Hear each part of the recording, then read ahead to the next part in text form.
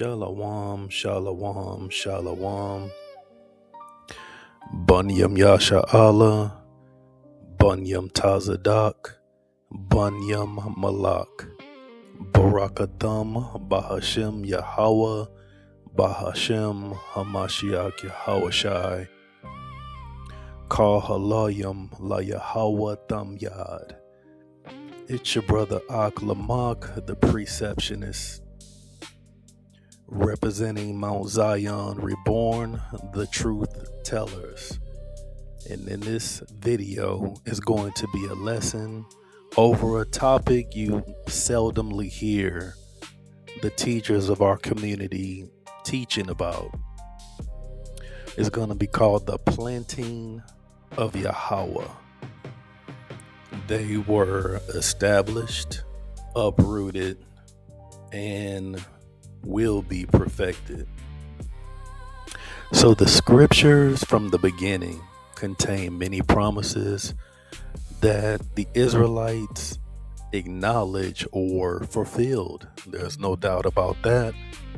The Exodus occurred, the Red Sea parted, the law was given, and as a nation they entered into the land. Yet there are other promises that demand a closer examination. When Christians attempt to look at the Old Testament, somehow they're compelled to throw the word fulfilled at every single thing that they read ignorantly because they don't know what's going on in the text. So when we examine immediately after the destruction of Pharaoh's army, Moses and the children of Israel sang a song of triumph unto Yahawah. Within that song is a remarkable prophecy concerning the future of the redeemed nation. Yahawah would bring his people into their inheritance. He would plant them there. The nations round about would tremble. Fear and dread would fall upon their enemies. And the inhabitants of Canaan, those 7 nations whom Yahawah pronounced judgment, would melt away before the power of the Almighty. Now, at first glance, one might assume that these words were completely fulfilled during the days of Joshua, but a careful examination of the scriptures reveals a different story. The Torah itself teaches that the conquest would occur gradually. Joshua acknowledges that much land remained to be possessed. The book of the Judges records tribe after tribe failing to drive out the inhabitants. The nations remained in the land. So the Israelites rebelled against the commandments of Yahawah, and eventually the very people who had been planted were uprooted and scattered among the nations according to the curses written in the covenant. And this raises a very important question. If the planting promised in Exodus ultimately ended in uprooting, was that planting Yahawah intended part of the plan from the beginning, that they would just be uprooted from disobedience? Was that a part of the promises? The prophets answer with one voice. Long after the house of Israel and house of Judah were removed from the land, Yahawah continued speaking of a future planting. He promised to build what had been torn down. He promised to plant what had been plucked up. He promised to gather his people from among the nations and establish them in their inheritance and cause them never again to be removed. The planting of Yahawah is therefore more than a historical event. It's a prophetic theme that stretches from the Song of Moses to the restoration prophecies of Isaiah, Jeremiah, Ezekiel, Amos, and beyond.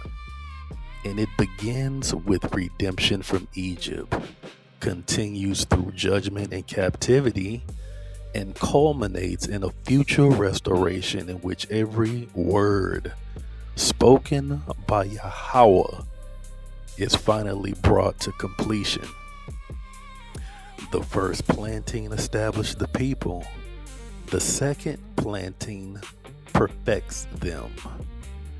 So today we will follow that theme through the scriptures and examine the identity, purpose, failure, the uprooting, and the ultimate restoration of the planting of Yahawah. I pray you get understanding.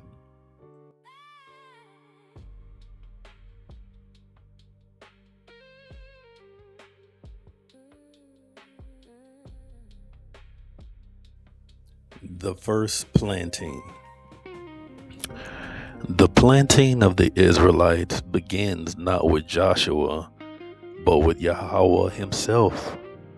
The Torah records the moment when the redeemed nation was brought out of Egypt and set within the inheritance sworn to their fathers. Now, this was not a vague spiritual idea. It was likened as an agricultural act. Yahawah cleared the land, prepared the field, and established the conditions of fruitfulness, and placed his people within a vineyard already shaped by his hand. The scriptures describe the rain, the increase, the abundance, and the gradual removal of the nations. The full cultivation of a people planted in a land chosen for them. This is the book of Exodus chapter 15 verse 17, and it reads, "Thou shalt bring them in and plant them in the mountain of thine inheritance, in the place, O Yahawah, which thou hast made for thee to dwell in the sanctuary, O Adonai, which thy hands have established."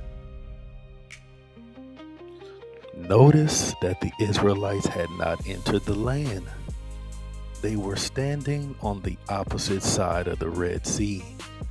The planting was still future. Yahawah did not merely promise to bring the Israelites out of Egypt. He promised to bring them in and plant them in the inheritance prepared for them. A planting implies permanence. A man plants a tree expecting it to remain, grow, and flourish.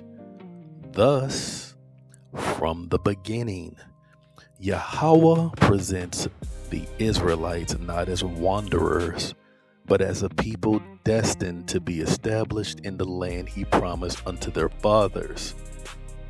So the question becomes, did this planting reach its intended completion, or was it only the beginning of a larger prophetic process?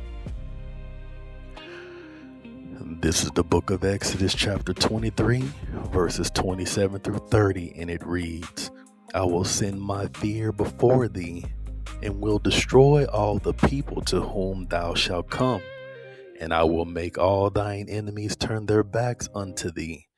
And I will send hornets before thee, which shall drive out the Hivite, the Canaanite, and the Hittite from before thee. I will not drive them out from before thee in 1 year, lest the land become desolate, and the beasts of the field multiply against thee. By little and little will I drive them out from before thee, until thou be increased and inherit the land." So notice that Yahawah immediately qualifies how the Israelites would come into possession of their inheritance. The promise of Exodus 15:17 was never presented as an instantaneous conquest. Yahawah declared beforehand that the inhabitants of the land would be removed by little and little. And this is important because many assume the prophecy of the planting was completely fulfilled the moment the Israelites crossed the Jordan.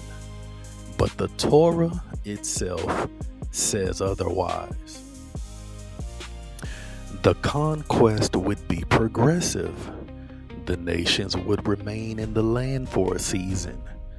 The Israelites would gradually increase in number, while Yahawah gradually removed their enemies. Thus, the presence of the Canaanites after Joshua's initial campaigns is not evidence of failure on Yahawah's part. It was part of the stated plan from the beginning. However, this passage also establishes a standard by which the planting can be measured. The goal was not merely entrance into the land. The goal was the removal of their enemies, the inheritance of the land, the full possession of the territory promised, and the establishment of the Israelites within that inheritance. So the question is whether that process was ever completed.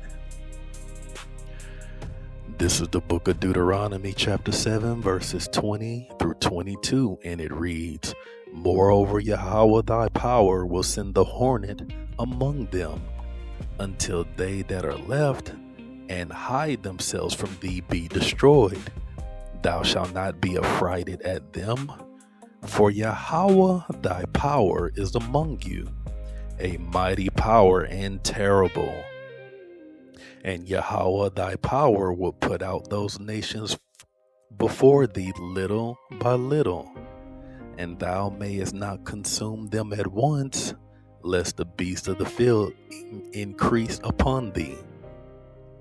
So Moses repeats the same principle found in Exodus. The conquest of the land was never intended to occur all at once. Yahawah would remove the nations by little and little. The process would be gradual, deliberate, and controlled by divine providence. And this repetition is significant. Before the Israelites ever crossed the Jordan, Yahawah had already explained that the remnants of the nations would remain for a time. Therefore, when we later read that portions of the land remain unconquered, that fact alone does not prove that the planting had failed. It was consistent with the pattern Yahawah established from the beginning. At the same time, the passage reveals the intended outcome. The surviving nations were not meant to remain indefinitely. Yahawah's purpose was their eventual removal. Notice the language. Until they that are left and hide themselves from thee be destroyed. So the goal was not a perpetual coexistence. The goal was the complete inheritance of the land by the Israelites. This is the book of Leviticus chapter 26 verses 4 through 5, and it reads, "Then I will give you rain in due season, and the land shall yield her increase, and the trees of the field shall yield their fruit, and your threshing shall reach unto the vintage, and the vintage shall reach unto the sowing time, and ye shall eat your bread to the full, and dwell in your land safely."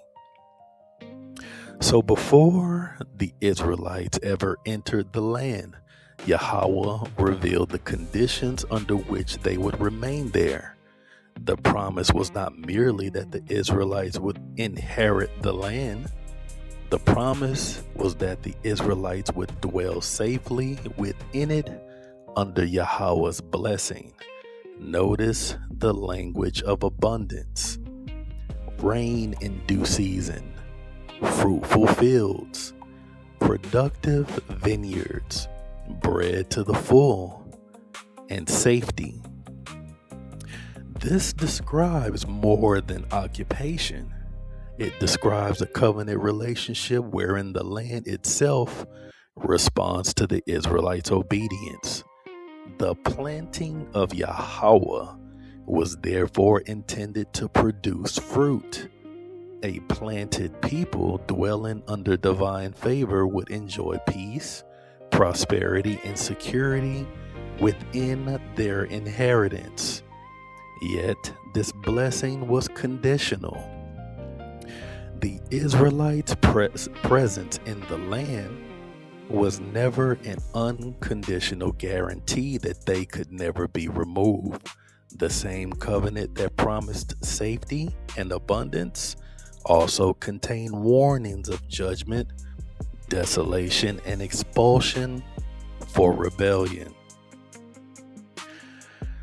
This is the book of Deuteronomy chapter 6 verses 10 and 11, and it reads, "And it shall be when Yahawah thy power shall have brought thee into the land which he sware unto thy fathers, to Abraham, to Isaac, and to Jacob, to give thee great and goodly cities which thou buildest not, and houses full of all good things which thou fillest not, and wells digged which thou diggest not, and vineyards and olive trees which thou plantest not, when thou shalt have eaten and be full." So as Moses prepares the Israelites to enter the inheritance, he reminds them that the land that they are about to receive is not the result of their own labor. The cities were already standing. The houses were already filled. The wells were already dug. The vineyards and olive trees were already planted. The Israelites were about to inherit the fruit of a land prepared by Yahawah according to the oath sworn unto Abraham, Isaac, and Jacob. And this reveals a very important aspect of the planting of Yahawah, that before they could be planted, Yahawah first prepared the ground. The inheritance was not something that the Israelites built for themselves. It was a gift established by covenant promise. Yahawah was bringing his people into a land already flowing with abundance, ready to sustain the nation he had redeemed from slavery. Yet, embedded within this blessing is an implicit warning. The Israelites would receive what they had not built. They would possess what they had not planted and enjoy what they had not labored to produce. Such abundance carried the danger of forgetfulness. The problem would not be with the land, nor with the promise, nor with Yahawah. The promise would be with the people. And because of that rebellion, the covenant would eventually move from blessing to judgment, from planting to uprooting. Yet even then, Yahawah's purpose for his people would not come to an end. The prophets would later reveal a future planting that no rebellion, enemy, or captivity would ever overturn. This is the book of Deuteronomy chapter 8 verses 7 through 10, and it reads, "For Yahawah thy power bringeth thee into a good land, a land of brooks of water, of fountains and depths that spring out of valleys and hills, a land of wheat and barley, and vines and fig trees and pomegranates, a land of olive oil and honey, a land wherein thou shalt eat bread without scarceness, and thou shalt not lack anything in it, a land whose stones are iron, and out of whose hills thou mayest dig brass. When thou hast eaten and art full, then thou shalt bless Yahawah thy power for the good land which he had given thee. So Moses continues describing the inheritance that awaited the children of Israel beyond the Jordan. The planting of Yahawah was not merely about relocation. It was about the establishment within a land specifically chosen, prepared, and blessed by the Almighty God himself. Just as a husbandman carefully prepares the ground before planting, Yahawah had prepared a land capable of sustaining his people in prosperity and peace. The planting was designed to flourish, yet embedded within this blessing is an implied warning. The land's abundance was never intended to produce self-sufficiency. The Israelites was expected to recognize that every blessing came from above. Notice the conclusion. When thou hast eaten and art full, then thou shalt bless Yahawah thy power for the good land which he had given thee. The inheritance was a gift of covenant mercy, not a reward earned by their own strength. And this becomes a major theme throughout Deuteronomy. Prosperity would test the Israelites as surely as hardship had tested them in the wilderness. The danger was not merely hunger, it was forgetting. Therefore, the planting of Yahawah involved more than occupying territory. It required continual acknowledgement of the one who planted them there. This is the book of Deuteronomy, chapter 11, verses 10 through 12, and it reads, For the land whither thou goest in to possess it, it is not as the land of Egypt from whence ye came out, where there sowest thy seed and waterest it with thy foot, as a garden of herbs. But the land whither ye go to possess it is a land of hills and valleys, and drinketh water of the rain of heaven, and the land which Yahawah thy power careth for. The eyes of Yahawah thy power are always upon it, from the beginning of the year even unto the end. Now Moses draws a contrast between Egypt and the inheritance promised unto Israel. Egypt depended heavily upon the Nile and human labor to sustain its agriculture. But the land Yahawah was giving was different. The Israelites were not merely being relocated from one territory to another. They were being brought into a land under the continual supervision and care of God himself. The inheritance was uniquely connected to the covenant relationship between the Most High God and his people. The land prospered under his blessing and suffered under his judgment.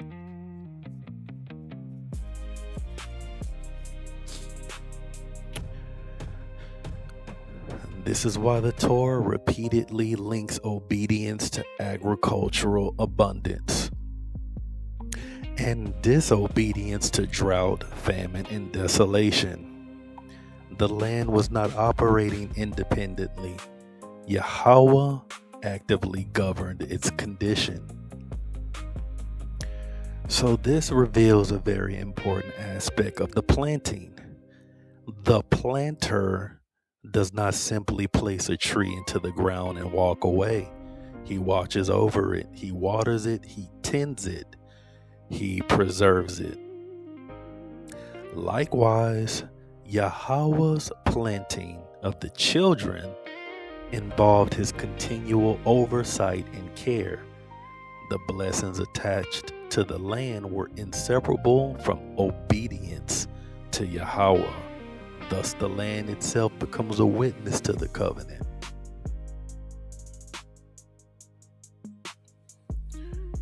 This is the book of Numbers, chapter 13, verses 23 through 27, and it reads, "And they came unto the brook of Eshcol, and cut down from thence a branch with one cluster of grapes, and they bare it between two upon a staff. And they brought of the pomegranates and of the figs. The place was called the brook of Eshcol, because the cluster of the grapes which the children of Israel cut down from thence. And they returned from searching of the land after 40 days. And they went and came to Moses and to Aaron and to all the congregation of the children of Israel unto the wilderness of Paran, to Kadesh, and brought backward unto them and unto all the congregation, and showed them the fruit of the land. And they told them and said, We came unto the land whither thou sentest us, and surely it floweth with milk and honey, and this is the fruit of it." This was the visible proof that Yahawah's promises concerning the inheritance were true. The land was exactly as he said it would be. The planting of Yahawah was never directed toward a barren wilderness or an uncertain destination. Yahawah had prepared a fruitful inheritance for its people. The land possessed everything necessary for the Israelites to prosper under the covenant. The tragedy that follows is therefore not the failure of the land, nor is it the failure of Yahawah's promise. The land was good. The inheritance was real. The promise was faithful. The problem would be found in the people.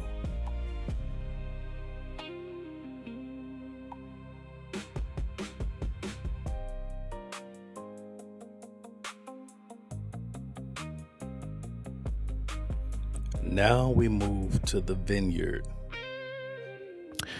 The Israelites' identity in the land is not left to imagination. The Torah and prophets consistently describe the nation as a vine, a vineyard, a pleasant plant, a cultivated field tended by Yahawah himself. The first planting was not merely geographical, it was agricultural identity. Yahawah did not simply place the Israelites in a land, he planted them as his vineyard. The scriptures reveal how Yahawah viewed his people, how he cultivated them, and what he expected them to produce. This is the book of Isaiah chapter 5 verses 1 through 7, and it reads, "Now will I sing to my beloved a song of my beloved touching his vineyard. My well-beloved has a vineyard and a very fruitful hill. He fenced it, and he gathered out the stones thereof, and planted it with the choicest vine, and built a tower in the midst of it, and also made a winepress therein. And he looked that it should bring forth grapes, and it brought forth wild grapes. And now, O inhabitants of Jerusalem and men of Judah, judge, I pray you, betwixt me and my vineyard.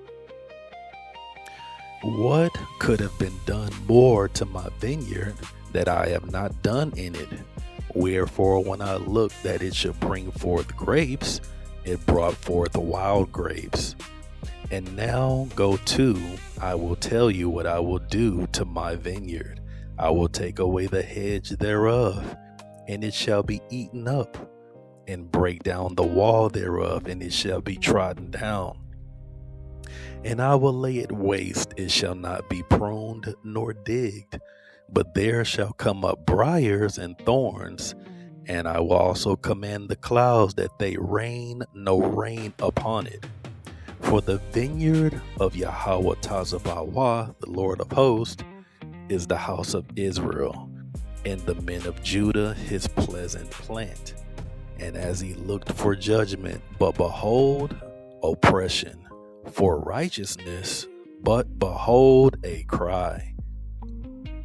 So the prophecy opens with a description of the perfect preparation. The vineyard is not neglected or poorly situated. It is placed in a fruitful hill, fenced, cleared of stones, and planted with the choicest vine. Every condition necessary for success is established by Yahawah himself. Yet, when expectation meets reality, the outcome is corruption. Instead of cultivated fruit, the vineyard produces wild grapes. The text then removes all ambiguity and identifies the symbolism directly. The vineyard is the house of Israel, and Judah is specifically called his pleasant plant. The issue is therefore not the planter nor the soil, but the response of the planted nation to the covenant conditions under which it was placed. This is the book of Jeremiah chapter 2 verse 21, and it reads, Yet I have planted thee a noble vine, holy, a right seed. How then art thou turned into a degenerate plant of a strange vine unto me? So Yahawah, our power, emphasizes the original condition of the Israelites as a noble vine, a right seed. The language removes any idea that corruption was inherent in the planting itself. The origin was sound, the design was intentional, and the seed was correct. The issue arises after planting. The transformation into a degenerate plant is presented as a reversal of identity, not a failure of creation. The question posed is not why the Israelites was planted wrongly, but somehow something once established in purity became corrupted over time. This is the book of Psalm chapter 80 verses 8 and 9, and it reads, Thou hast brought out a vine out of Egypt, and thou hast cast out the heathen and planted it. Thou preparest a room before it, and did cause it to take deep root, and it filled the land. So here the Exodus is directly connected to the planting.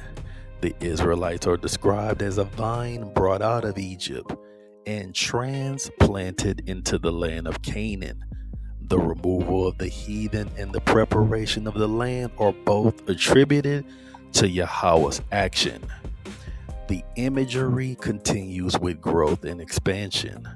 The vine takes deep root and fills the land, indicating not only survival, but intended flourishing. The picture is one of stability, an expansion under divine cultivation, where the planted nation is meant to spread within the boundaries of its inheritance. This is the book of Deuteronomy chapter 32 verses 10 through 14, and it reads, And he found him in a desert land, and in the waste howling wilderness he led him about. He instructed him, and he kept him as the apple of his eye. As an eagle stirreth up her nest, fluttereth over her young, and spreadeth abroad her wings, taketh them and beareth them on her wings. So Yahawah alone did lead him, and there was no strange God with him. He made him to ride on the high places of the earth, that he might eat the increase of the fields. He made him to suck the honey out of the rock, and oil out of the flinty rock, butter of the kine and milk of sheep, with fat of lambs and rams of the breed of Bashan, and goats, and with the fat of kidneys of wheat. And thou didst drink the pure blood of the grape. The Song of Moses expands the imagery beyond planting into direct cultivation and intimate care. The Israelites are found in a barren and unstable condition, yet Yahawah surrounds him with instruction and protection. So the language becomes deeply personal, describing the Israelites as the apple of Yahawah's eye. Even the wilderness is transformed under his care, producing provision where none naturally exist. The emphasis is not only on planting, but the ongoing preservation and nurturing. This is the book of Hosea, chapter 9, verse 10, and it reads, "And I found the Israelites like grapes in the wilderness. I saw your fathers as the first ripe in a fig tree at her first time. But they went to Baal Peor and separated themselves unto that shame, and their abominations were according as they loved." So this imagery begins with favor. The Israelites are described as grapes in the wilderness, something rare, valuable, and desirable in an unexpected place. The fathers are likened to early, promising fruit. Yet the passage immediately transitions into apostasy. The people separated themselves unto false gods, unto Baal Peor, turning from the one who found and planted them. The fruit does not remain aligned with the planter, introducing the pattern of departure that will define much of their history. And the scriptures therefore establishes the Israelites' identity with clarity. They are the vine Yahawah planted, the pleasant plant he tended, the noble vine he cultivated, the first ripe fruit he delighted in. This identity becomes the foundation for understanding the next movement of the doctrine. If the Israelites are the vineyard Yahawah planted, then failure of the first planting must be measured against this identity.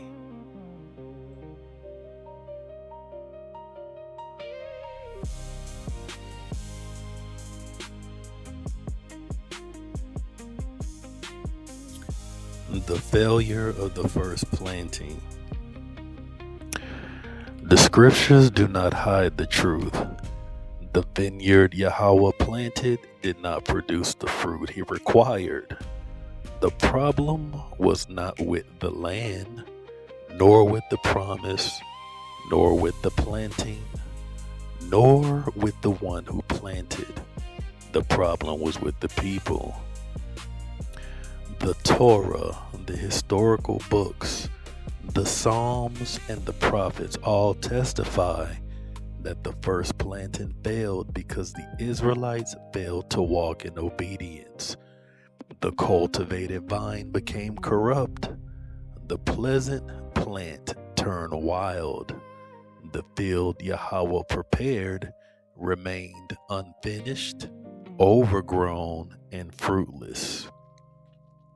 This is the book of Numbers, chapter 14, verses 22 and 23, and it reads, "Because all those men which have seen my glory and my miracles, which I did in Egypt and in the wilderness, and have tempted me now these 10 times, and have not hearkened to my voice, surely they shall not see the land which I swear unto their fathers, neither shall any of them that provoked me see it." Before the Israelites ever reached the inheritance, the failure had already begun. The generation redeemed from Egypt refused to believe Yahawah's words. They saw his works, yet produced no fruit of obedience. The planting was intended to flourish, but the people resisted the very one who planted them.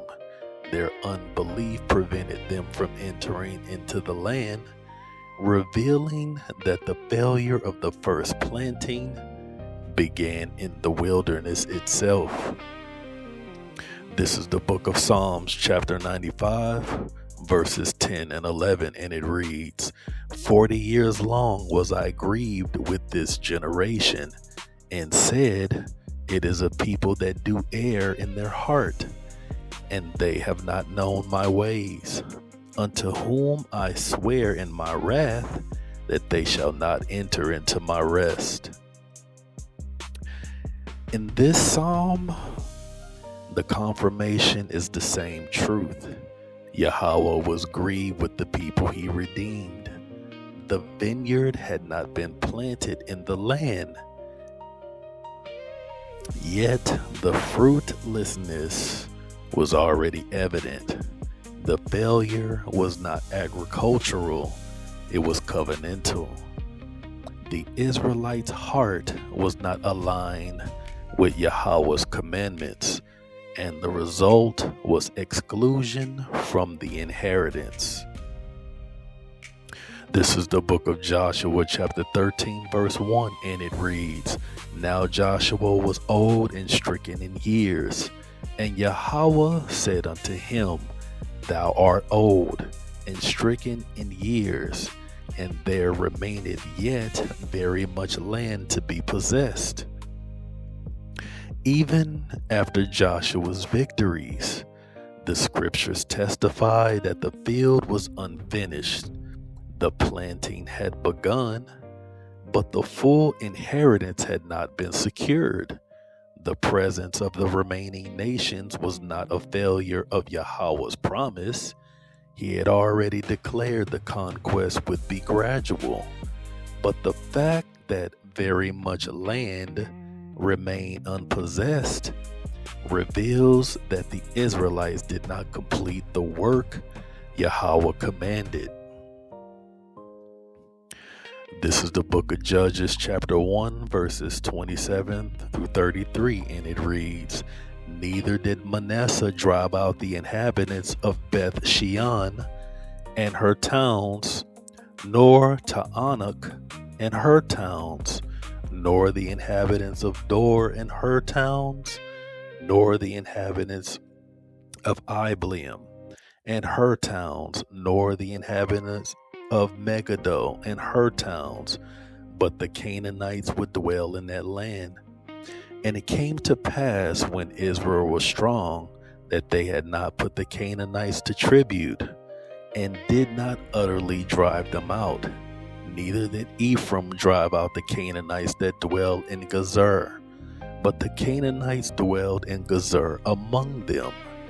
Neither did Zebulun drive out the inhabitants of Kitron, nor the inhabitants of Nahalal, but the Canaanites dwelt among them and became tributaries. Neither did Asher drive out the inhabitants of Akko, nor did the inhabitants of Zidon, nor Alab, nor Akzib, nor Halbah, nor Aphik, nor Rehob. But the Asherites dwelt among the Canaanites, the inhabitants of the land, for they did not drive them out. Neither did Naphtali drive out the inhabitants of Beth Shemeth, nor the inhabitants of Beth Athanath, but he dwelt among the Canaanites and the inhabitants of the land. Nevertheless, the inhabitants of Beth Shemesh and Beth Anath became tributaries unto them. The nations were to be removed, but they remained in the land. The issue is not Yahawah failed to fulfill his word, but that the Israelites failed to carry out what was required of them within the covenant. The instruction was clear. The inhabitants were to be driven out. The process was to occur gradually. but it was to continue until completion. Instead, the work was left unfinished. This incomplete obedience had lasting consequences. The vineyard Yahawah planted was never fully cleared. The field remained mixed, containing both what Yahawah had established and what he had commanded to be removed. What was meant to be temporary presence became permanent coexistence. This reveals a critical aspect of the failure of the first planting. The promise was not only open rebellion, but tolerated compromise. The Israelites did not fully separate from what was contrary to the covenant, and as a result, the planting was affected at its foundation. The presence of these nations would eventually influence the people, leading to idolatry, corruption, and a breakdown described by the prophets. The field that was meant to support a righteous vineyard became a place of mixture, where obedience and disobedience existed side by side. So the passage therefore shows that the failure of the first planting was not sudden. It developed through incomplete obedience, tolerated compromise, and a failure to fully align with the command of the planter. The vineyard was established, but it was never brought into the condition Yahawah required. This is the book of Judges chapter 2 verses 2 and 3, and it reads, "And ye shall make no league with the inhabitants of the land.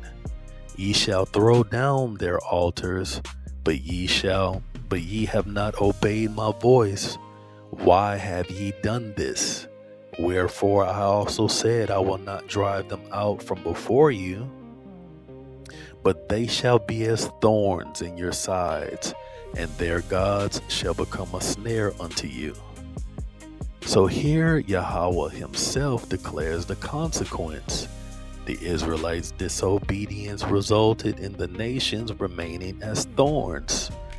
Agricultural imagery showing the field becoming overgrown. The vineyard was not producing fruit, and it was being choked by the very nations the Israelites refused to remove. This is the book of Deuteronomy chapter 32 verse 15, and it reads, "But Jeshurun waxed fat and kicked. Thou art waxen fat, thou art grown thick, thou art covered with fatness.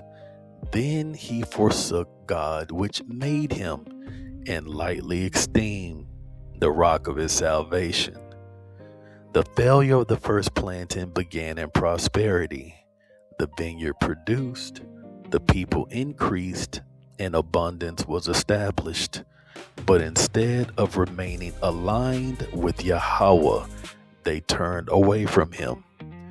Comfort led to rebellion, and what was given through the planting became the reason they forsook the planter. The issue was not lack, but misused abundance. The vineyard failed not in famine, but in fullness. The song of Moses foretold this failure long before it occurred. The Israelites would prosper, grow comfortable, and then rebel. The vine would become corrupt, and the pleasant plant would reject the one who cultivated it. This is the book of Hosea chapter 10 verse 1, and it reads, "Israel is an empty vine. He bringeth forth the fruit unto himself. According to the multitude of his fruit, he had increased the altars. According to the goodness of his land, they have made goodly images." So this scripture reveals that the failure of the first planting was not a complete absence of fruit, but a corruption of its purpose. The vine was not barren, it was empty. What it produced did not fulfill the intention of the one who planted it. The Israelites brought forth fruit, but not in alignment with Yahawah. The increase was redirected inward. What should have reflected obedience, righteousness, and covenant faithfulness became self-serving. The fruit was no longer offered to the planter. It was claimed by the plant. This exposes a deeper level of failure. The issue was not simply disobedience or neglect, but misalignment at the level of purpose. The vineyard did not cease to produce, it produced incorrectly. What appeared as growth was in fact deviation. Because of this, the fruit itself becomes unacceptable. Production without alignment is treated as emptiness. The vine is full in activity, yet empty in meaning. And this condition leads directly into the deeper judgment described later. If fruit is continually misdirected, the root itself is struck. The empty vine becomes dried root, and the failure moves from corruption of fruit to the loss of life altogether. This is the book of Hosea chapter 9 verse 16, and it reads, Ephraim is smitten, their root is dried up, they shall bear no fruit. Yeah, though they bring forth, yet will I slay even the beloved fruit of their womb. So this verse marks a decisive shift from external failure to internal collapse. The problem is no longer limited to corrupted fruit or disobedient behavior. The root itself is dried up. The source of life within the planting has been struck. A vineyard may recover from poor fruit, and a field may be restored after neglect, but a dried root cannot produce. And this is not a temporary barrenness. It is the removal of the capacity to bring forth what Yahawah requires. The planting remains in place outwardly, but its life has failed at the source. The declaration that they shall bear no fruit is not descriptive, it is judicial. The condition of fruitlessness is established by Yahawah himself. Even where fruit appears, it is not accepted. What is produced is not aligned with the planter, and therefore it is not preserved. So this reveals the depth of the failure in the first planting. It is not merely that the people refused to produce, they became incapable of producing the kind of fruit Yahawah required. The issue was no longer correction, but condition. At this point, the uprooting becomes inevitable. A planting with no living root cannot remain. The field must be cleared, not simply corrected. This is the book of Isaiah chapter 5 verse 4, and it reads, What could have been done more to my vineyard that I have not done in it? Wherefore, when I looked that it should bring forth grapes, it brought forth wild grapes. So Yahawah himself testified that the failure was not his. He tilled the ground, prepared it, planted the vine, built the hedge, and expected fruit. The vineyard produced wild grapes. The corruption was brought forth instead of righteousness, injustice instead of obedience. The failure of the first planting is therefore not a failure of God's promise, but a failure of the Israelites' faithfulness. The scriptures speak with one voice. The first planting did not produce the fruit that was required. The vine became degenerate. The field remained unfinished. The nations remained as thorns. The root dried up, and the fruit failed. The problem was not the land, nor the promise, nor the planter. The problem has been consistent. It's the people. And because the vineyard failed, the next movement of the doctrine becomes inevitable: the uprooting.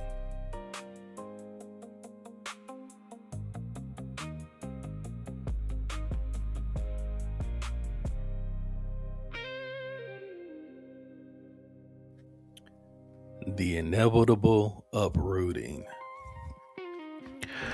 The prophetic record does not end with the Israelites as a planted vineyard simply standing in place. Once the failure of the first planting is established, the scriptures begin to describe a deliberate and covenant order reversal of that planting. The same Yahawah who brought the Israelites into the land, nurtured them as a vine, and established them as a vineyard, also warns that the planting itself can be undone. And this uprooting is not a random destruction. It is covenant bound. It is the reversal of what was once carefully established. And what was planted can be plucked up, and what was built can be torn down, and what was cultivated can be left desolate. The prophets consistently present this as the judicial response of Yahawah according to the sustained rebellion in the covenant. This is the book of Deuteronomy chapter 28 verse 63, and it reads, "And it shall come to pass that as Yahawah rejoiced over you to do you good and to multiply you, so Yahawah will rejoice over you to destroy you and to bring you to naught, and ye shall be plucked from the land whither thou goest to possess it." So the verse sits at the heart of the covenant curses and establishes a sobering reversal. You can be touched. The same divine pleasure that once accompanied the Israelites' establishment and increase in the land becomes the framework for judgment when the covenant is violated. You brought him to this wrath. The language is not passive. It is intentional and direct. The Israelites shall be plucked from off the land. This is the undoing of the planting that was first established. A plant is not simply abandoned, it is removed. The covenant itself anticipates this reversal. If obedience collapses, the planting of Yahawah therefore contained within it the legal mechanism for the uprooting. This is the book of Jeremiah chapter 45 verse 4, and it reads, "And thou shalt say unto him, Yahawah saith thus, Behold, that which I have built will I break down, and that which I have planted I will pluck up, even this whole land." Prophet Jeremiah removes any ambiguity regarding agency. The same Yahawah who plants is also the one who uproots. The verbs are paired deliberately: built and broken down, planted and plucked up. This shows that judgment is not external to his governance, but part of the covenant structure itself. The emphasis on this whole land expands the scope beyond isolated judgment. The entire system of settlement is subject to reversal when covenant conditions collapse.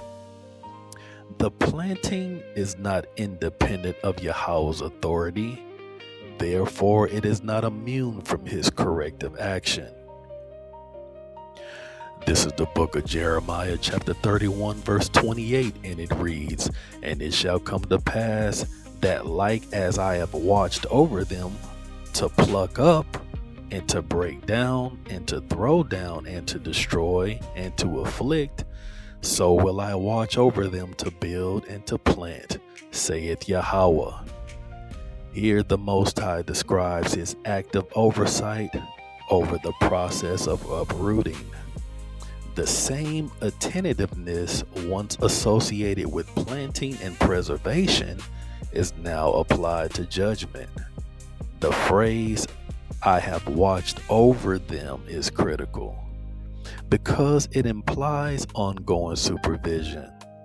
The uprooting of the Israelites is not abandonment of oversight, but a directed execution of the covenant's terms.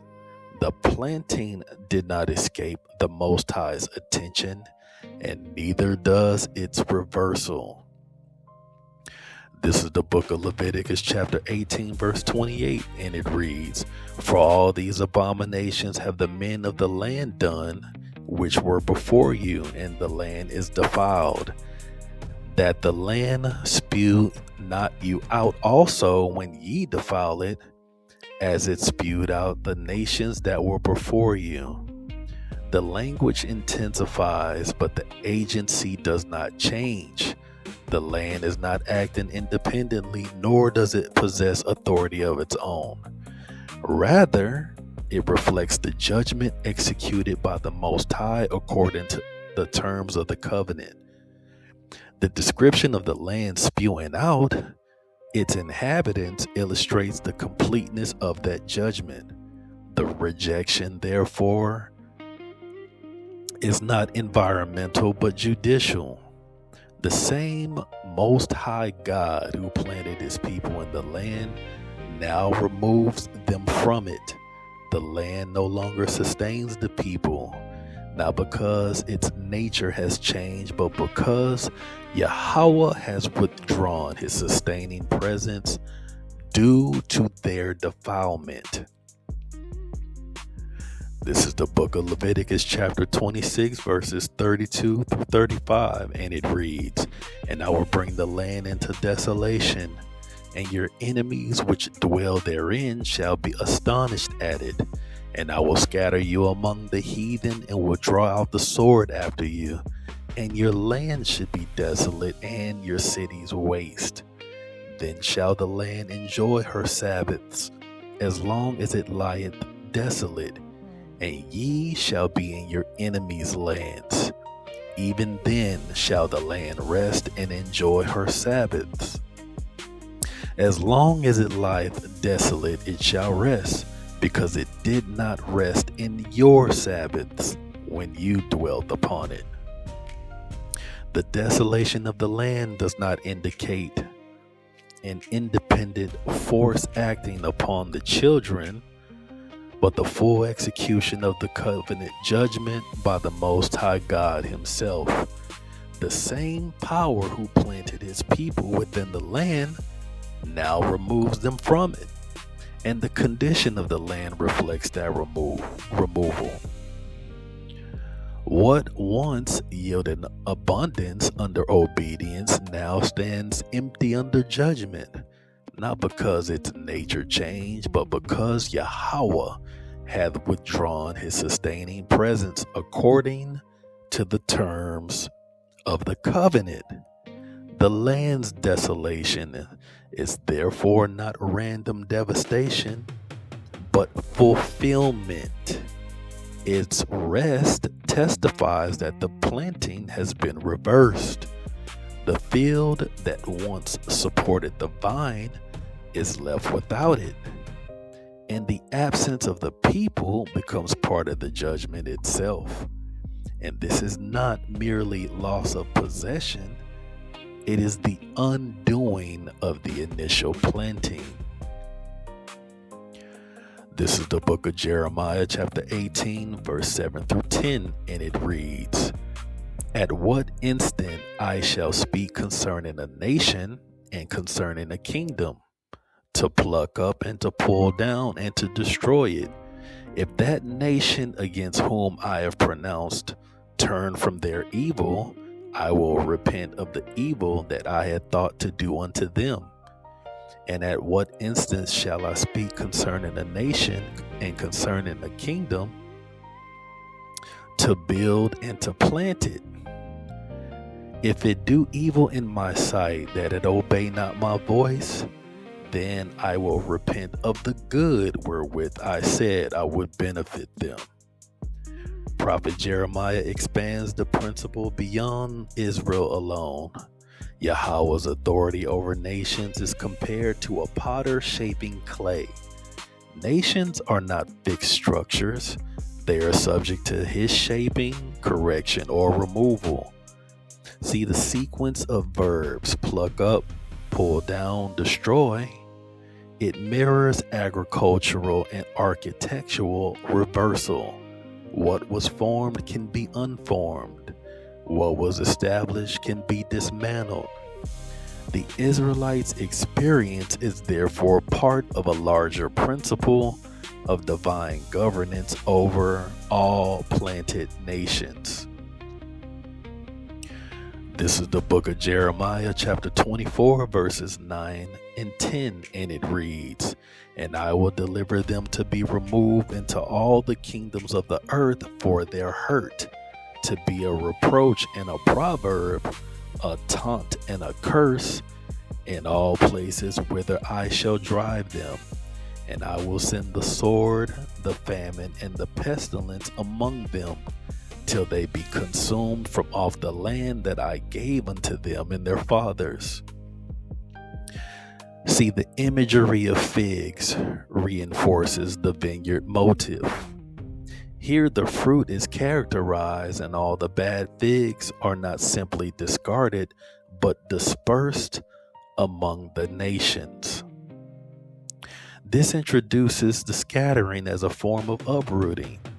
The planted people are no longer attached to their land. Instead, they are redistributed throughout the earth, losing the stability and identity that came with the territorial inheritance. Co-world. This is the book of Hosea, chapter 2, verse 3, and it reads, "Lest I stripped her naked and set her as in the day she was born, and make her as a wilderness, and set her like a dry land, and slay her with thirst." This is not just merely punishment. The condition described is a return to origin, stripping away everything that was given in the planting. What Yahawah had built, cultivated, and established is removed in full. The vineyard is no longer recognized as a vineyard. It is reduced to a wilderness. To be set, as in the day she was born, is to be brought back to the state before inheritance, before cultivation, before covenant blessings manifested in the land. The abundance is gone. The covering is removed. The sustaining provision that once flowed from the Most High is no longer present. This is not a natural decline, it is a judicial undoing. The planting is being reversed step by step. What was once watered becomes dry. What once produced fruit becomes barren. What once lived is now threatened with death by thirst. The same hand that planted now withdraws. And without that sustaining presence, the planted field cannot remain what it was. The vineyard does not merely weaken, it is returned to the wilderness. This is the book of Hosea, chapter 2, verse 12, and it reads, "And I will destroy her vines and her fig trees, whereof she had said, These are my rewards that my lovers have given me. And I will make them a forest, and the beast of the field shall eat them." So the destruction described here goes beyond reversal. It exposes misattribution. The vines and fig trees were originally the result of Yahawah's planting and provision, and they are now claimed by the Israelites as rewards received from other sources. What Yahawah established, the people credited to their idols. What was given through covenant blessing is attributed to false lovers. Because of this, judgment targets not only the fruit, but the false understanding behind it. The vines are not merely cut down, they are destroyed. The cultivated field is no longer maintained, it is abandoned and overtaken. What was once ordered and fruitful becomes unstructured, like a forest, no longer recognizable as a vineyard.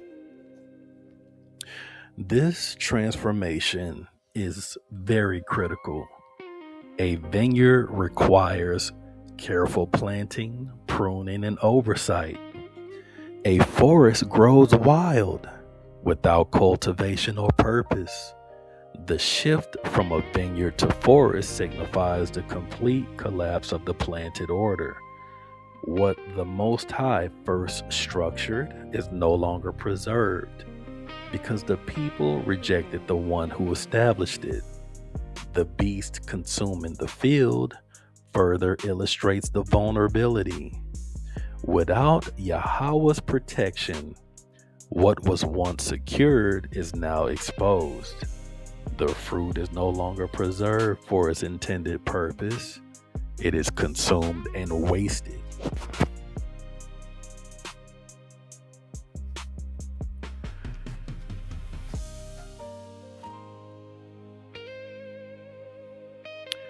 So, across the law, the prophets, and covenant warnings, uprooting is consistently presented as the reversal of planting. It is not an accidental collapse, but judicial action within the covenant framework. Yahawah plants, Yahawah nurtures, and Yahawah also uproots when the covenant is broken.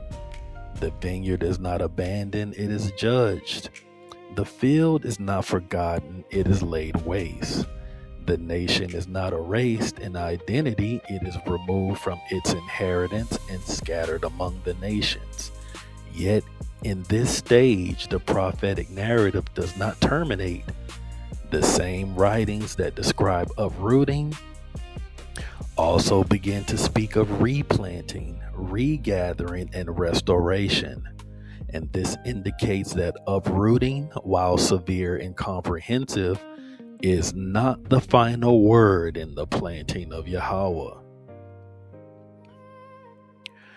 This is the book of 2 Maccabees chapter 1 verses 24 through 29, and it reads, And the prayer was after this manner: O Lord, Lord God, creator of all things, who art fearful and strong and righteous and merciful, and the only and gracious King, the only giver of all things, the only just, almighty and everlasting, thou that deliverest Israel from all trouble, and didst choose the fathers and sanctify them. Receive the sacrifice for thy whole people Israel, and preserve thine own portion and sanctify it. Gather those that are scattered from us, deliver them that serve among the heathen. Look upon them that are despised and abhorred, and let the heathen know that thou art our God. Punish them that oppress us, and with pride do us wrong. Plant thy people again in thy holy place, as Moses has spoken. So this prayer was offered after the temple had been recovered and purified. The altar was clean, the sanctuary restored, and the feast of dedication reestablished. Yet the nation remained scattered. Though the priests ministered again in the holy place, the Israelites were still dispersed among the heathen, still under foreign rule, still living in the consequences of the uprooting Moses foretold. The restoration of the temple did not equal the restoration of the people. Therefore, the righteous prayed according to the covenant. They acknowledged their scattering, confessed the captivity, and asked Yahawah to plant his people again, not symbolically, but in the land as Moses had spoken. And this shows that even after victory, the Israelites knew the first planting had not been restored. The second planting remained future. The ancient faithful understood the pattern: planting, failure, uprooting, and the promised replanting yet to come. This is the book of 2nd Esdras, chapter 9, verses 21 and 22, and it reads, "And I saw and spared it greatly, and have kept me a grape of the cluster, and a plant of a great people. Let the multitude perish then, which was born in vain, and let my grape be kept, and my plant, for with great labor have I made it perfect." Prophet Ezra is showing the divine judgment upon the first planting. The world had been sown, yet only a remnant was preserved. A single grape, a single plant is spared, while the multitude cast away. The failure is not in the seed nor the sower, but in the unworthy multitude that could not receive what was planted. The vision aligns with the testimony of the prophets. The noble vine became degenerate. The vineyard brought forth wild grapes, and the empty vine bore the fruit unto itself. Ezra's revelation confirms that the first planting required a purging before the true planting could be established. The remnant is refined and the multitude perishes. The field is cleared. What remains is the plant Yahawah himself preserves, prepared for a second planting that will not be overturned. You see, these witnesses, Moses, the prophets, the prayers of the righteous in the days of the Maccabees, and the vision shown unto Ezra agree in one testimony: the first planting failed. The vineyard was uprooted. The multitude perished. Only the remnant was preserved. The field was cleared. The unworthy removed, and the plant Yahawah himself kept was refined for a future establishment. The scriptures therefore do not end with desolation, but with expectation. Once the uprooting is finally complete and the remnant is secured, the prophetic record turns toward the promise of the second planting.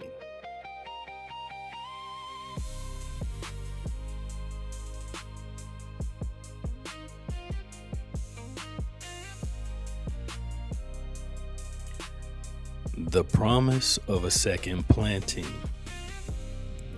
Once the scriptures establish the reality of uprooting, desolation, and scattering, the prophetic narrative does not conclude with abandonment.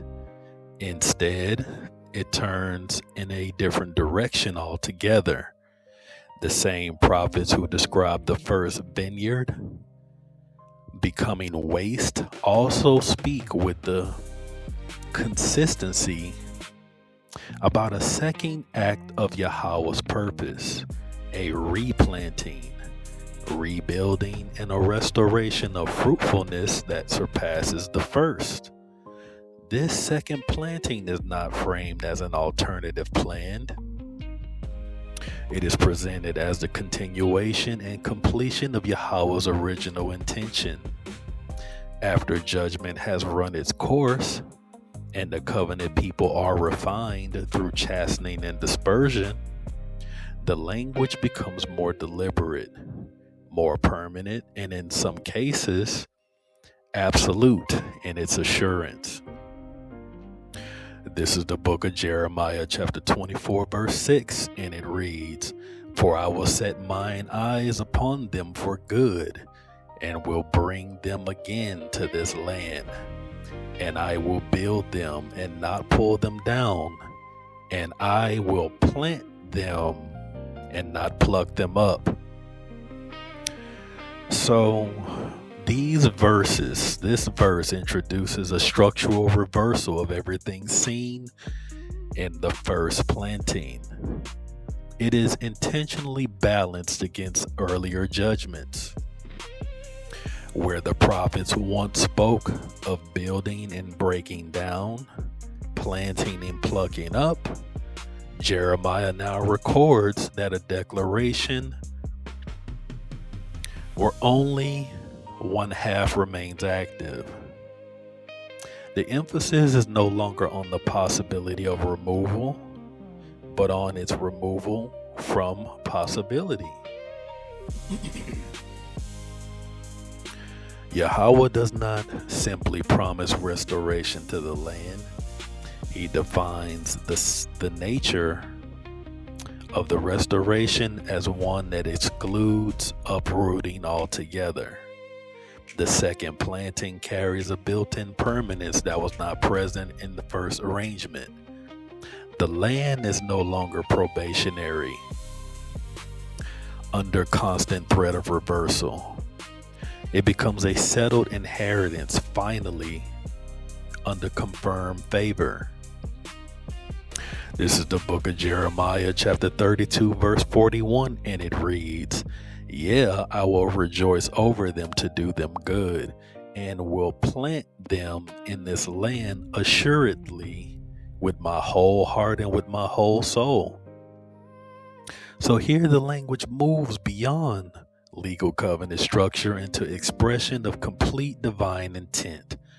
The first planting operated under covenant conditions that included blessing and curse, obedience and rebellion, stability and removal. But in this passage, the tone shifts towards undivided commitment. The plant is not reluctant or conditional in tone.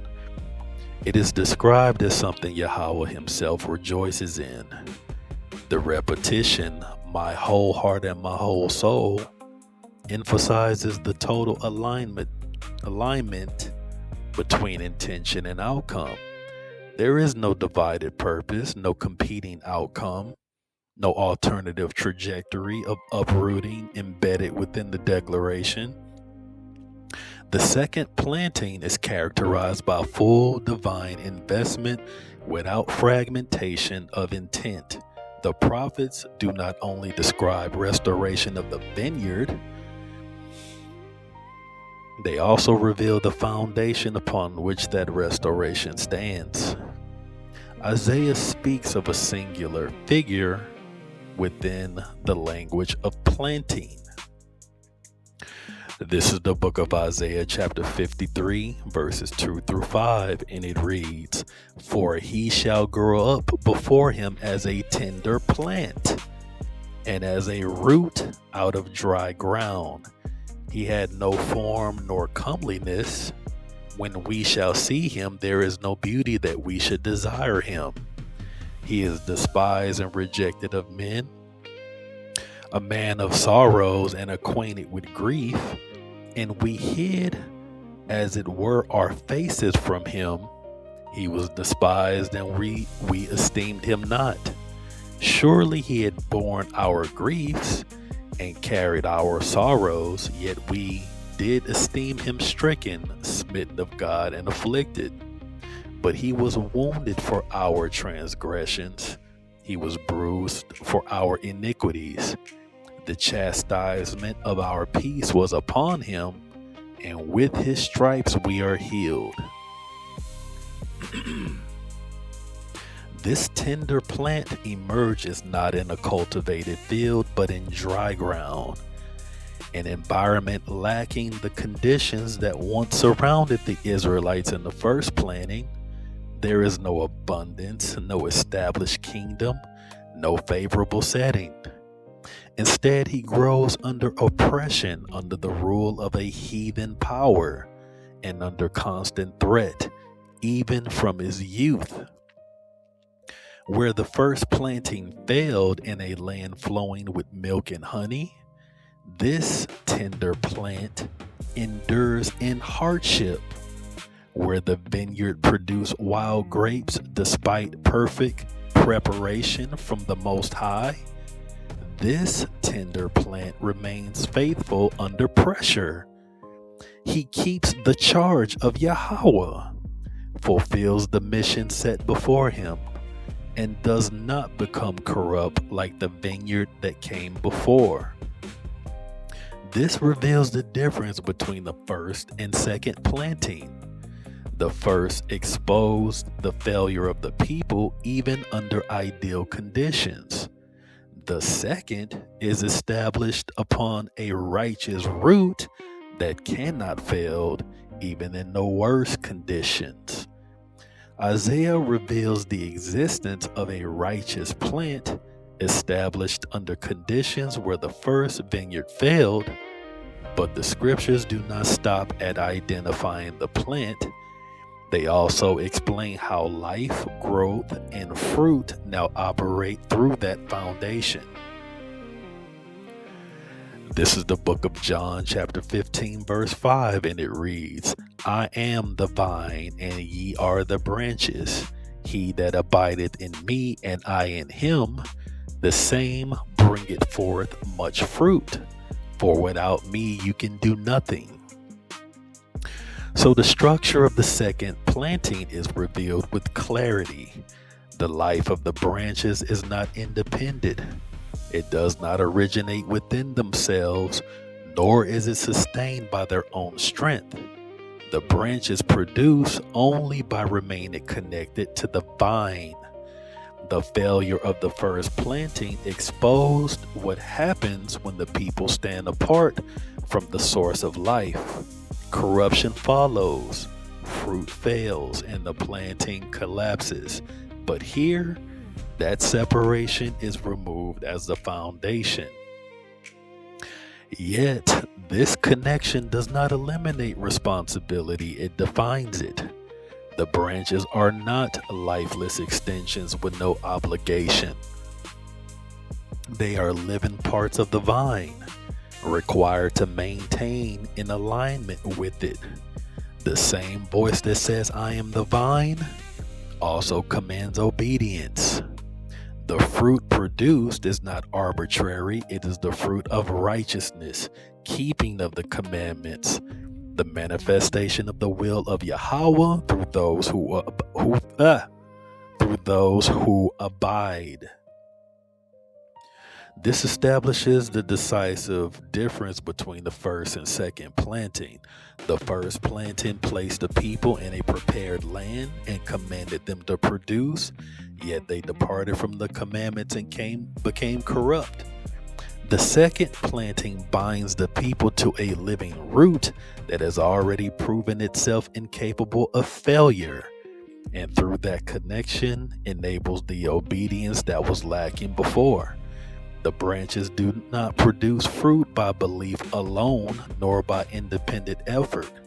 They produce by remaining in the vine and walking in accordance with the will of the one who planted them. Separation still leads to withering. Disobedience still results in removal. But for those who remain, the source of life is no longer distant, it is continuous. Therefore, the success of the second planting is not built upon passive belief, but upon a sustained connection that produces obedience. The commandments are not abolished in the vine. They are fulfilled through those who truly abide. The planting stands because the life flowing through it produces the very righteousness that the first vineyard failed to bring forth. This is the book of Ezekiel, chapter 34, verse 29, and it reads, And I will raise up for them a plant of renown, and they shall no more be consumed with hunger in the land, neither bear the shame of the heathen anymore. So now the imagery is shifting towards recognition and established identity.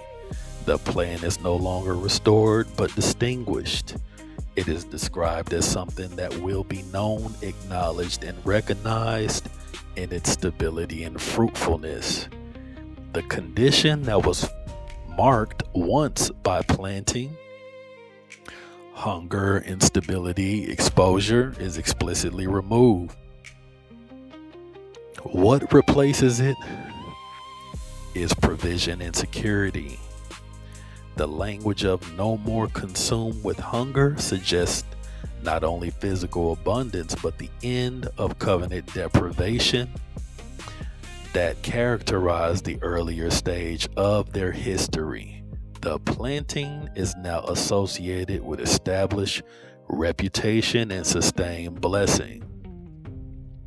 This is the book of Ezekiel, chapter 36, verse 36, and it reads, "Then the heathen that are left round about you shall know that I, Yahawah, build the ruined places and plant that was desolate. And I, Yahawah, have spoken it and will do it." The second planting is framed as public demonstration of Yahawah's restorative power.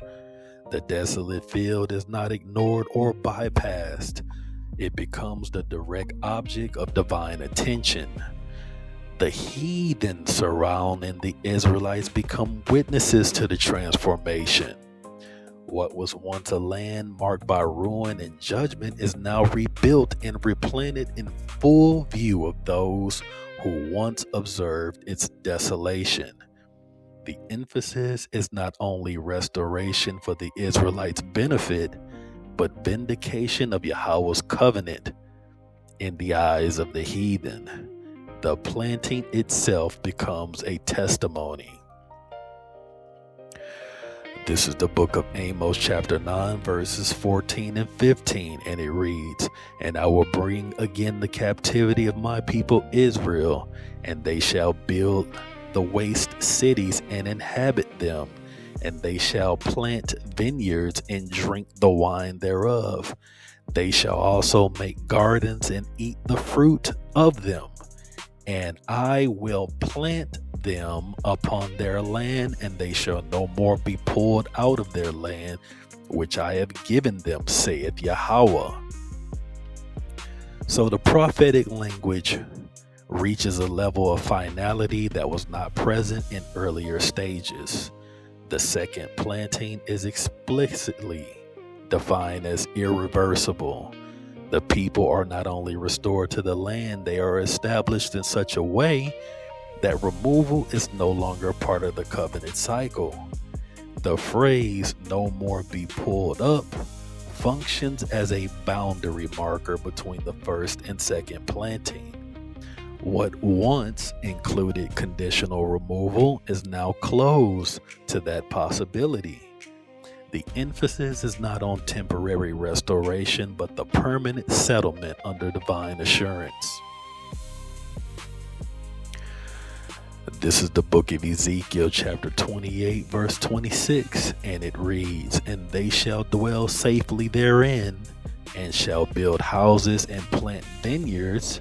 Yeah, they shall dwell with confidence when I have executed judgments upon all those that despise them round about them. And they shall know that I am Yahawah their God." So the imagery returns again to planting, building, and habitation, but now defining the most prominent feature, which is safety. The insecurity that marked earlier generations is no longer present. The act of planting vineyards is no longer shadowed by fear of loss or displacement. The language of confidence indicates settled covenant peace. The people are not merely occupying land, they are dwelling within it under a stable assurance. This is the book of Isaiah, chapter 51, verse 16, and it reads, "And I have put my words in thy mouth, and have covered thee in the shadow of my hand, that I may plant the heavens and lay the foundations of the earth, and say unto Zion, thou art my people. So the scope of the second planting expands beyond agriculture into foundational covenant identity. Zion is not only restored geographically, but reestablished in declared relationship with Yahawah. The imagery of planting is now linked with creation level stability. This is not merely a return to the land, but a reestablishment of order, identity, and divine affirmation.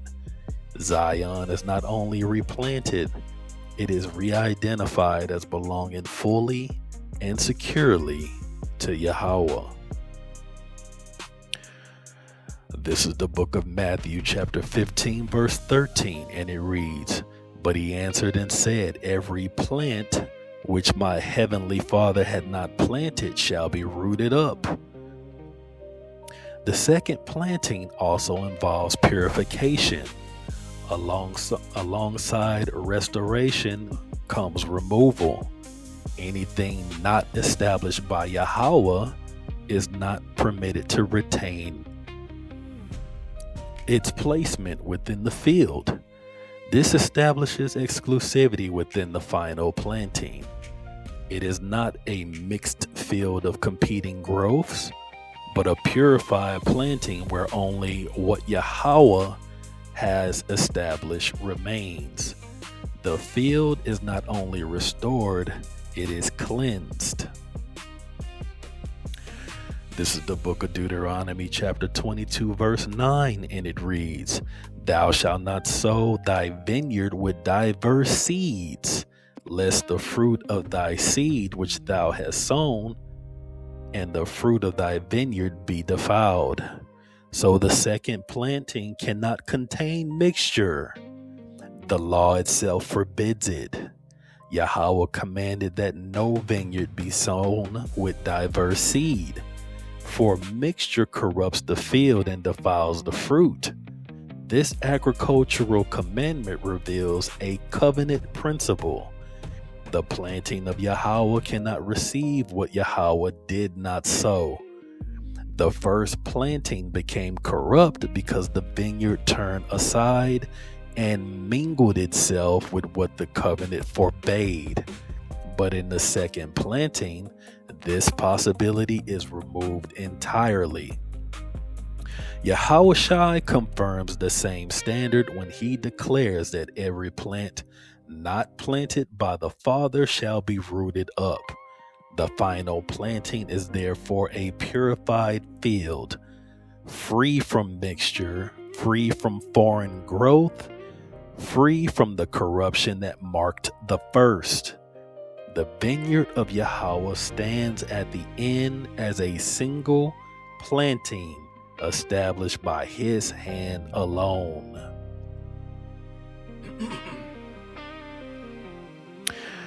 This is the book of Isaiah chapter 60 verse 21, and it reads, "Thy people also shall all be righteous. They shall inherit the land forever. The branch of my planting, the work of my hands, that I may be glorified." This functions as one of the clearest prophetic seals on the theme of the second planting. The language removes ambiguity and compresses several strands of the lesson into a single declaration. The statement begins with the identity of the people. Thy people shall all be righteous.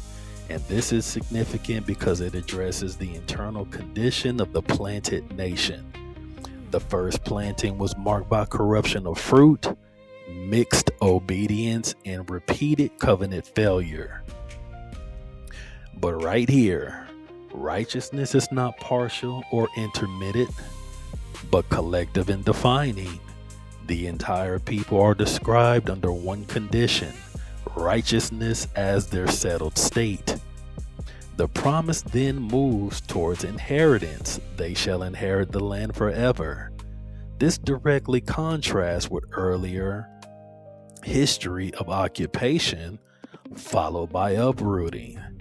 The permanence of the inheritance is not temporary stability, but enduring possession without the cycle of removal that defined the first planting.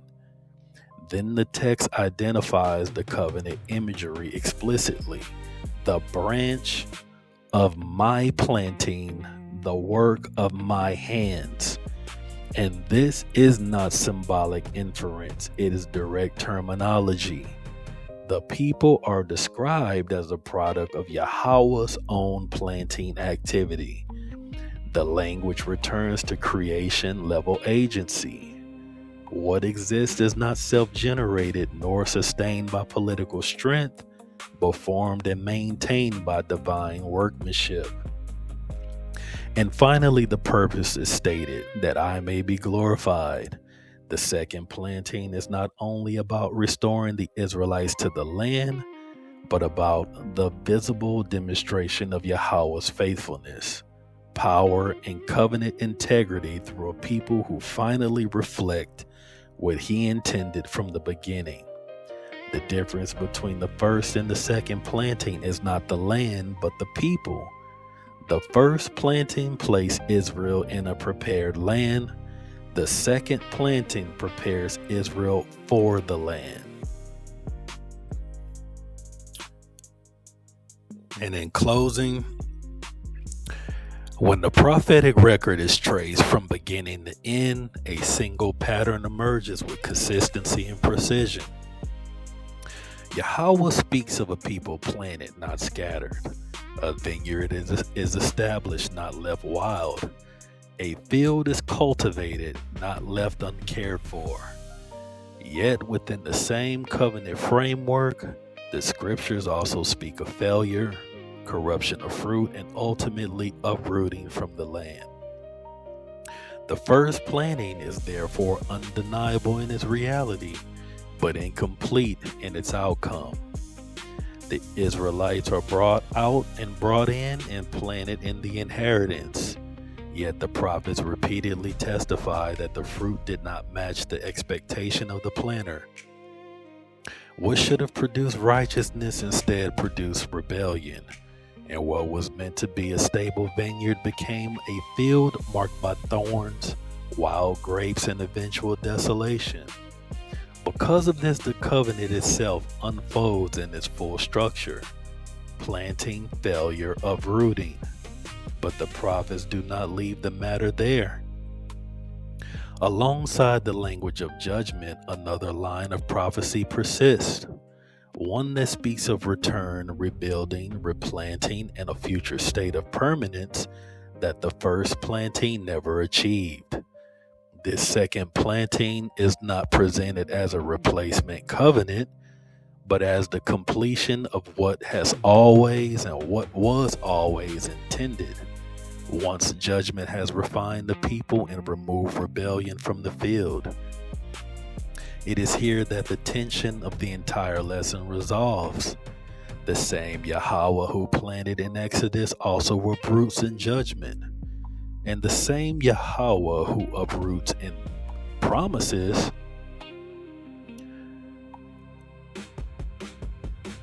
he will plant something that will not be reversed. A vineyard that will not again be broken down. A people who will not again be plucked from their land.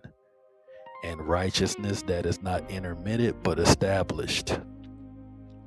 This is why the prophets move beyond a historical occupation of Canaan and speak into a future condition that exceeds anything seen in the first settlement. The planting is no longer partial, no longer threatened, and no longer reversible. It is described in terms of permanence, righteousness, and divine satisfaction. Thus, the question that frames the entire study is no longer whether Yahawah planted his people. The scriptures make that clear. The question becomes whether the first planting exalted his purpose, or whether the prophets are pointing towards its fulfillment in the second and final establishment. The first planting proved the position. Without righteousness cannot remain. The uprooting proved that the judgment is real. But the second planting proves that Yahawah's purpose cannot fail. What he plants in the end does not rebel. What he plants in the end does not wither. What he plants in the end does not remove. The vineyard is no longer partial. The field is no longer mixed. The people are no longer unstable. And the planting of Yahawah is now complete. And in closing, it's all honor, all glory, and all praises to Yahawah, the eternal power of Abraham, Isaac, and Jacob, the righteous judge, and the Holy One of Yasha'Allah. And blessings be upon the elect through Hamashiach Yahawashi, the anointed King, the Lion of Judah, the deliverer of Zion, the mighty intercessor raised up by the Most High himself. Yahawah alone is the receiver of all praise, and Yahawashi is the door, the mediator, the high priest, the vessel by whom we are reconciled and have access. May the Most High give you eyes to see and ears to hear and a heart to obey. May your steps be ordered by his word, your faith proven by your works, and your soul preserved in the day of visitation. Barakatham Bahashem Yahawah, Bahashem Hamashiach Yahawashi, Barakatham Banyam Yasha'Allah, Kwam Yasha'Allah, Kwam Malak, Kwam Tazadak, Call Haloyim La Yahawah Thamyad. It's your brother Aklamak, and I hope you all were edified, and Shalom.